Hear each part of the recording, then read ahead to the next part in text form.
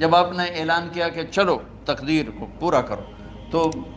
جبریل بھی غمگین ہو کر کہنے لگے یا رسول اللہ پھر میرا بھی آج دنیا میں آخری دن ہے، آج کے بعد میں بھی کبھی اس دنیا میں لوٹ کے نہیں آؤں گا، یعنی وحی کے ساتھ۔ آپ کی آنکھیں بند ہوئیں، حضرت عائشہ رضی اللہ تعالیٰ عنہ کی چیخ نکلی تو ساری بیگمات دوڑی دوڑی آئیں، تو آپ کی منزل پوری ہو چکی تھی، تو آپ کو لٹایا گیا اور چادر ڈال دی گئی۔ ابو بکر رضی اللہ تعالیٰ عنہ اپنی دوسری بیگم کے پاس گئے تھے عوالی، 3-4 میل پتہ چلا، تو وہاں سے گھوڑے پر وہ دوڑتے ہوئے آئے اور آ کر آپ کے ماتھے سے، چہرے سے کپڑا ہٹایا اور آپ کے ماتھے پر بوسہ لیا، تو آپ کے آنسو ماتھے پر گرے، کوا و نبیا و خلیلا و صفیہ، ہائے میرا نبی، ہائے میرا دوست، ہائے میرا خلیل، ہائے میرا جگر، کہ یا رسول اللہ آج کے بعد آپ کوئی دکھ نہیں دیکھیں۔ 11 ہجری میں آپ حج کے لیے تشریف لے گئے، اور یہ صورت آئی 11 تاریخ کو، 11 حج کے، ذوالحج، اذا جاء نصر اللہ والفتح۔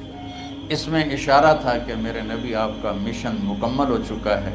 اب آپ ہمارے پاس آنے کی تیاری فرمائیں۔ تو یہ جب یہ زوال سے پہلے آپ اپنے خیمے میں لیٹے ہوئے تھے، یہ آخری صورت قرآن کی جو نازل ہوئی، تو آپ نکلے زوال کے بعد، آپ نے تینوں شیطانوں کو پتھر مارے، پھر آپ اپنی اونٹنی عذبہ پہ سوار ہوئے اور آپ نے یہ تاریخی جملہ بولا، ایھا الناس عسیٰ اللہ تلقونی بعد عامی ھذا، لوگو یہ میری تمہاری آخری ملاقات، آج کے بعد تم مجھے نہیں دیکھو گے۔ واپسی پر آپ نے معاذ بن جبل کو مدینے سے یمن روانہ فرمایا، تو معاذ بن جبل سے ایسی محبت تھی کہ ان کو سی آف کرنے کے لیے 7 میل پیدل چلے،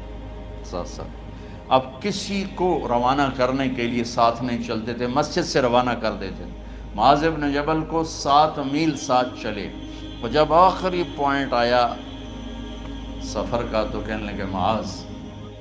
عسیٰ اللہ تلقانی بعد عامی ھذا، معاذ میری آخری ملاقات ہے، وَلَعَلَّكَ تَمُرُّ بِقَبْرِي وَمَسْجِدِي ھذا، جب تو واپس آئے گا تو میری قبر دیکھے گا اور میری مسجد مجھے نہیں دیکھے گا۔ تو فَبَكَى مُعَاذٌ جِشْعًا لِفِرَاقِ رسول اللہ،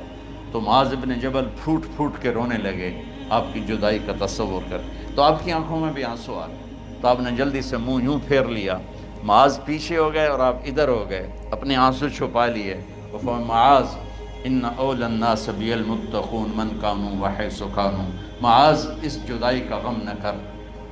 جو تقوی پر مرے گا وہ میرا سب سے قریب ہوگا، چاہے وہ پاکستان میں ہو چاہے افریقہ میں ہو، میرے سب سے قریب وہ ہوں گے جو تقوی والے ہوں گے، جو اللہ سے حیا کرنے والے ہوں گے۔ جب آپ واپس تشریف لائے، 29 صفر، 29 محرم صفر، 29 صفر عصر کی نماز کے بعد ایک جنازہ تھا، اس جنازے کو پڑھانے کے بعد اس کو دفن کے لیے آپ جنت البقیع تشریف لے گئے۔ وہاں سے واپس ہونے لگے تو سر درد اٹھا، اور وہ درد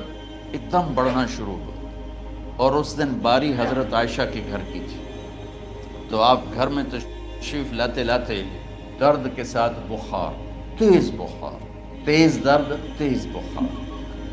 اور 14 دن، 12 ربیع 29 30 2 دن یہ اور 12 دن اگلے 14 دن آپ نے بیماری دیکھی، مسلسل سر درد اور مسلسل بخار، اور روزانہ آپ جب گھر بدلتے اس وقت 9 بیویاں زندہ تھیں، تو آپ پوچھتے کل کس کی باری ہے، کل کس کی باری ہے، جی میمونہ کی ہے، اگلا دن کل کس کی باری، یہ حفصہ کی، کل کس کی باری ہے، ام سلمہ کی ہے۔ تو بیگمات نے اس سے سمجھا کہ اللہ کے نبی یہ چاہتے ہیں کہ میں بیماری کے دن عائشہ کے پاس گزاروں، ورنہ آپ کو تو خود پتہ ہے کل کس کی باری ہے، پرسوں کس کی باری ہے، ترسوں کس کی باری ہے۔ تو حضرت میمونہ کے گھر میں آپ تشریف فرما تھے، تو ساری